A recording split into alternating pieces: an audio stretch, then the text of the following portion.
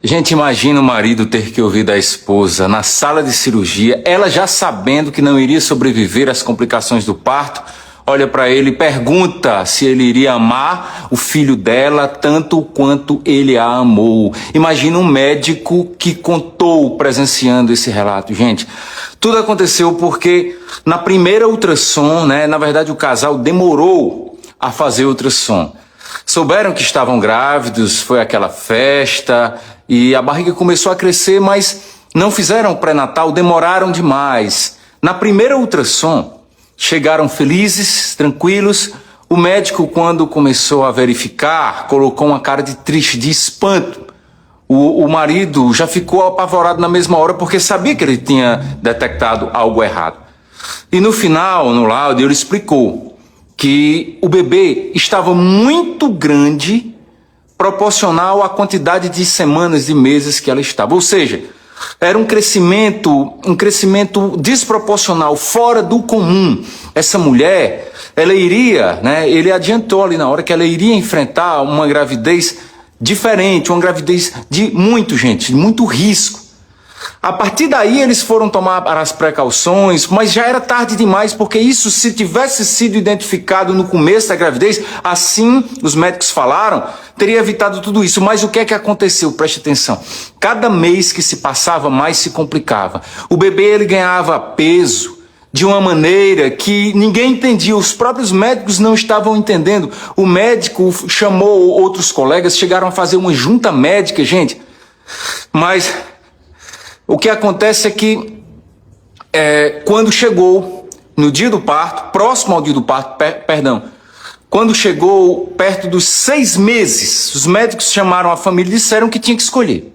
Tinham que escolher ou a mãe ou a criança. Mas a mãe, a mãe era implacável. Ela disse que não tinha escolha porque era o primeiro filho deles, eles queriam muito esse filho. O marido era diferente, ele disse que escolheria a esposa. Até porque, preservando a vida dela, eles iriam ter tempo e condições de ter outros filhos.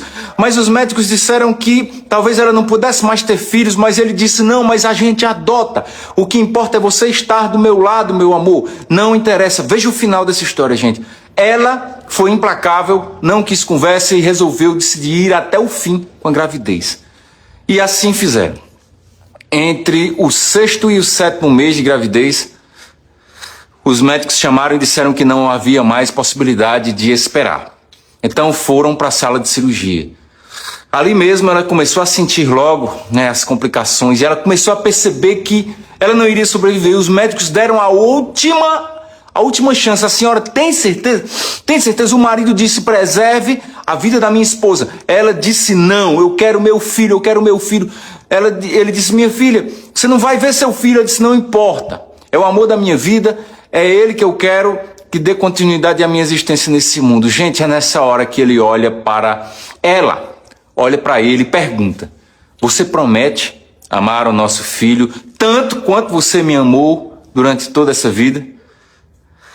Ele se derrete em lágrimas, o médico se derrama em lágrimas e, infelizmente, ela começa a ter complicações e ela falece.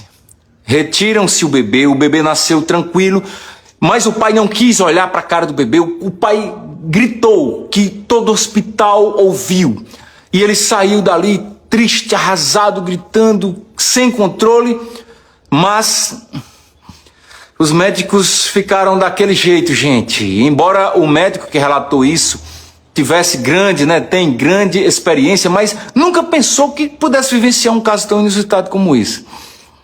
O que mais chamou a atenção?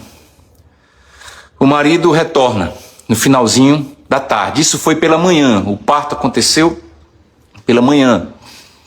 No finalzinho da tarde, o marido que tinha dito que nunca queria olhar no olho desse bebê, que esse bebê tinha tirado a vida do maior amor da vida dele, simplesmente ele retorna ao hospital, ele faz questão de pegar o bebê no colo. As pessoas ficam um pouco preocupadas porque o emocional dele ainda estava triste, mas quando ele pega o bebê no colo, ele olha para ele e diz, como é que eu não posso amar você, meu filho? Como é que eu posso deixar de amar alguém que é sangue do meu sangue e que o amor da minha vida, a sua mãe, deu a sua própria vida para que você viesse ao mundo. Você é o meu amor maior a partir de agora. Aí os médicos e todo mundo se espantou. Mas por que aconteceu? Por que esse homem, ele saiu daqui de manhã muito revoltado e agora ele quis acolher o filho? Aí ele falou que ele saiu dali, foi direto para a capela que tinha no hospital, ajoelhado, ele entregou tudo a Deus. E Deus falou para ele tudo o que iria acontecer na vida dele, o que iria acontecer com a vida do filho dele, e que a mãe dele estava nos braços de Deus e que ele ficasse tranquilo. Ele falou que sentiu a presença de Deus mesmo, nesse momento em que ele estava na capela ajoelhado, fazendo as suas orações, e foi Deus quem reestruturou ele, não foi ele. Moral da história, gente, não importa o que aconteça com a nossa vida, não importa o que o mundo faça com a nossa vida, o que a gente vivencia aqui, nada mais é do que uma experiência física ou humana, mas Deus, Ele dá no nosso coração toda a estrutura e todas as condições para a gente superar qualquer tipo de adversidade.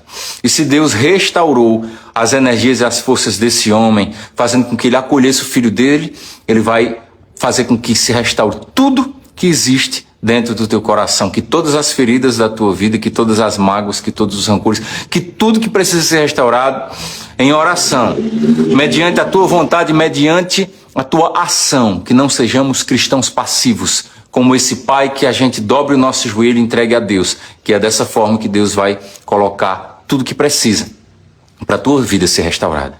Se essa história te emocionou, se essa história te tocou, partilha. Clica aqui e faz com que cada vez mais pessoas conheçam o poder de Deus quando a gente resolve abrir o nosso coração e Ele agir na nossa vida. Deus te abençoe, Deus te ilumine. Eu sou Maurício Jorge.